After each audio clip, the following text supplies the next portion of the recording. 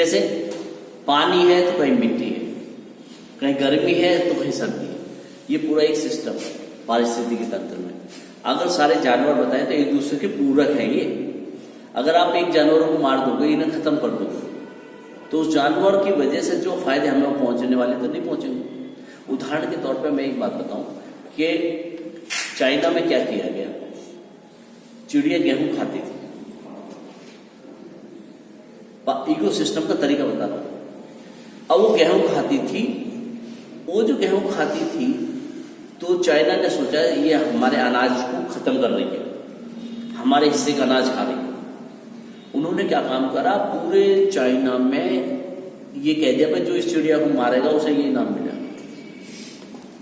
1 रुपए 2 रुपए जो 5 रुपए चिड़िया मार देंगे, और पूरा देश लग गया उन्हें मारने में। पूरे चाइना से चिड़िया खत्म हो गई। नतीजा क्या हुआ, उसके बाद भयंकर बीमारी शुरू हो गई।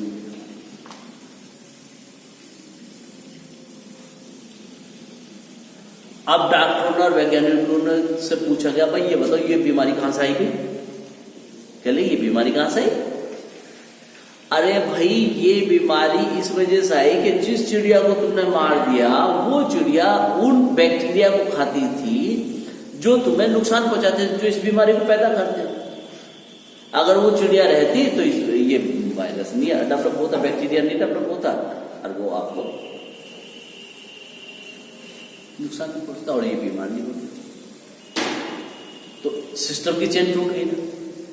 इसलिए कभी भी किसी जानवर को मारना नहीं चाहिए। किसी पेड़ पौधे को नष्ट कर दोगे तो भी खराब है, पेड़ पौधे भी खराब खत्म हो जाएंगे, है ना। तो इस तरीके से अगर कुछ ऐसी वनस्पति खत्म हो गई जो हमें फायदा पहुंचा सकती थी तो भी तो खतरनाक है ना। तो यानी कि एक भी चीज अगर हमसे चली जाएगी तो वो एक दूसरे के कोरिलेशन में है, एक दूसरे के साथ। एक चीज हम फायदा पहुंचा रही है, दूसरी चीज हमारे नुकसान को खत्म कर रही है। जैसे उदाहरण के तौर पर ये भी इकोसिस्टम का एक पार्ट है कि हम ऑक्सीजन ले रहे हैं, पेड़ की पत्तियां ऑक्सीजन दे रही हैं, पेड़ ऑक्सीजन देते, हम ऑक्सीजन लेते, और हमारे ऑक्सीजन लेने के बाद में क्या निकलते, कार्बन डाइऑक्साइड। अगर हम कार्बन डाइऑक्साइड छोड़ रहे हैं तो पेड़ क्या ले रहे हैं, कार्बन डाइऑक्साइड को ले रहे हैं। ऑक्सीजन हमें दे रहे हैं, कार्बन डाइऑक्साइड हमारी ले रहे हैं, है ना। अगर हम सारे पेड़ खत्म कर दें, गंजा कर दें इस पूरी जमीन को, ऑक्सीजन डेवलप नहीं होगी, ऑक्सीजन की कमी हो जाएगी, और जो वातावरण में कार्बन डाइऑक्साइड है वो इकट्ठी होती रहेगी, और फिर एक समय ऐसा आएगा कि हमें सांस लेने में ऑक्सीजन नहीं मिलेगी, हम खत्म हो जाएंगे। तो ये एक सिस्टम है, इसे कहते हैं पारिस्थितिकी तंत्र। इस इकोसिस्टम में एक दूसरे के साथ कोरिलेशन है। तो आप हर जानवर का, हर चीज का एक कोरिलेशन ढूंढो, एक रिश्ता ढूंढो एक दूसरे से।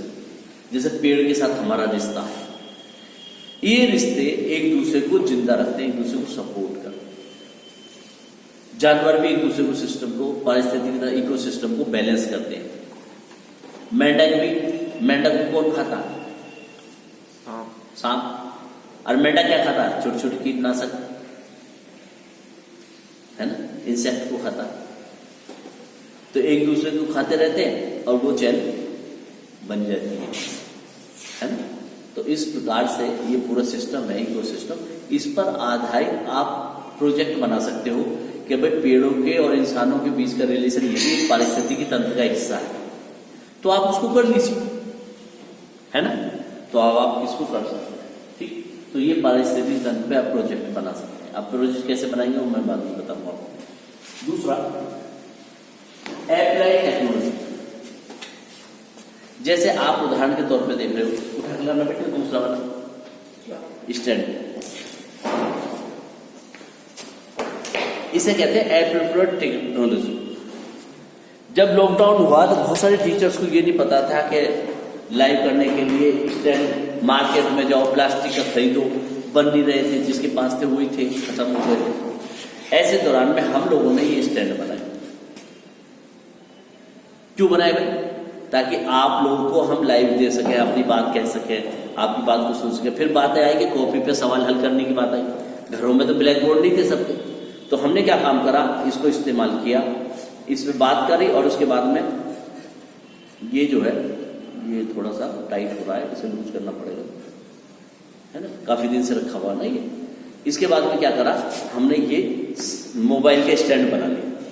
तो जब इसमें वीडियो बना ली हो सामने से चेहरे को बात करते हुए, जैसे कि हम इस स्टैंड से बना रहे हैं वीडियो, है ना। और जब इसी से कॉपी पे कुछ लिखना हो, उसको रिकॉर्ड करना हो, तो इसे फोल्ड कर दो, इसे भी फोल्ड कर देंगे इस तरह से, है ना। तो इस तरह से फोल्ड कर देंगे, यहाँ कॉपी रखो उसे और उसकी कॉपी की रिकॉर्डिंग कर लो, तो आपका मोबाइल गिरेगा नहीं, है ना। तो ये है टेक्नोलॉजी का उपयोग, अप्लाइड टेक्नोलॉजी। हमने वो टेक्नोलॉजी जिसका उपयोग हमारे समाज के लिए हो, जिसे एक बिजनेस के रूप में इस्तेमाल भी किया जा सके, जिससे फायदा भी हो, ऐसी टेक्नोलॉजी ना जिससे कोई फायदा ही ना हो। जैसे बच्चे कहें, देखो जी हमने बिजली बनानी शुरू कर दी, देखो ये खिलौना बनाया, ये खिलौना ही तो है, बिजली कहां उपयोग हुई इसकी। ऐसी टेक्नोलॉजी जो हमारे जीवन में काम आ सके, जो हमको फायदा पहुंचा सके और कम पैसे में, कम बजट में, कम खर्चे में, लागत कम आए जिसकी, तो हमने इस तरह के स्टैंड बना के, ये टेक्नोलॉजी का अप्लाइड तरीका। मार्केट में आप जाओ, वो ट्राइपॉड वाला आएगा प्लास्टिक का, टूट गया तो एक बार बेकार, अब जोड़ते फिरे जाओ उसके, डंडी पंडी सी है। मेरे ख्याल से 400-500 रुपए का आता हो, मोबाइल के छोटे वाले जाते हैं। ये कितने का बन गया, ये 150 रुपए में बन गया, तैयार हो। अब 150 रुपए से मार्जिन पे ले तो 250 रुपए में मिल जाएगा आपको। लेकिन जो काम ये कर देगा वो नहीं कर सकता उसके बावजूद, क्योंकि वो ट्राइपॉड लगा हुआ है, उसके बीच में कहां कॉपी रखोगे, इधर जगह नहीं मिलेगी, है ना। और उसे फोल्ड करोगे, ये करोगे, इसमें कुछ नहीं करना, एक बार फोल्ड करना, एक बार सीधे करना, ठीक है। तो इस तरीके से ये टाइट हो रहा, बहुत दिनों से इस्तेमाल नहीं हुआ ना, ये दूसरे वाला इस्तेमाल होता रहा ये वाला, तो इस वजह से ये इस्तेमाल नहीं कर रहा है।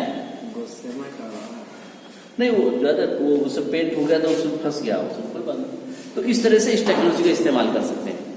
कपड़ा, जब लॉकडाउन शुरू हुआ तो इससे तुमने देखा होगा, लॉकडाउन से पहले मैं कभी भी गमछा नहीं रखता था, लेकिन लॉकडाउन आने के बाद तुरंत मैंने ये गमछा रखना शुरू कर दिया। ये गमछा किस लिए रखना शुरू कर दिया, ये टेक्नोलॉजी का उपयोग है, तकनीक का उपयोग है। क्यों शुरू कर दिया, ये मेरे मास्क का काम नहीं करता। मुझे अचानक में छींक आ जाए, अब मास्क को हर वक्त लगाऊंगा तो ऑक्सीजन की तो कमी होती है। अब देखिए जैसे मैं लगा रहा हूं, और जैसे मैं सांस ले रहा हूं, शीशे पे देखो भाप बन गई नहीं, तो दिखाई नहीं देगा इसे, तो क्या करना पड़ेगा, मुझे इस मास्क को बोलते समय हटाना पड़ेगा। अब इसमें भाप आ गई है, तो अब ये गमछा जो कितने काम का है, मल्टीपर्पज है। तो ये है टेक्नोलॉजी का, टेक्नोलॉजी ने तो कपड़ा बनाया, उसे अप्लाइड कर लिया मैंने। अप्लाइड कैसे कर लिया, अब ये मल्टीपर्पज हो गया। अब इसका मल्टीपर्पज कैसे हो गया, देखो मल्टीपर्पज कैसे हो गया। सुबह के वक्त आपको, सुनो, सुबह के वक्त रात को ठंड लगती है ना, तो सर पे बांधते हो ना कुछ कपड़ा, हमारे कानों से ठंड जाती है ना। कहते हैं ना माँ, सीना दबा कर रखो, स्वेटर डालो, है रजाई डालो, रात को सोते समय टोपा पहन लो, और टोपा नहीं है तो कपड़ा लो और इसका मुंडा पर बांध दो। तो क्या हो गया, ये टेक्नोलॉजी का उपयोग है कि अब रात को इस तरह से पकड़ बांध के सोएंगे आप रात को सोइए, फिर आप देखिए आपको जुकाम सर्दी बिल्कुल नहीं होनेगा, और सुबह तक रखिए तैयार होने से पहले तक, आप हैप्पी रहेंगे, आपको कानों से ठंड नहीं लगेगी रात को सोते समय, है ना।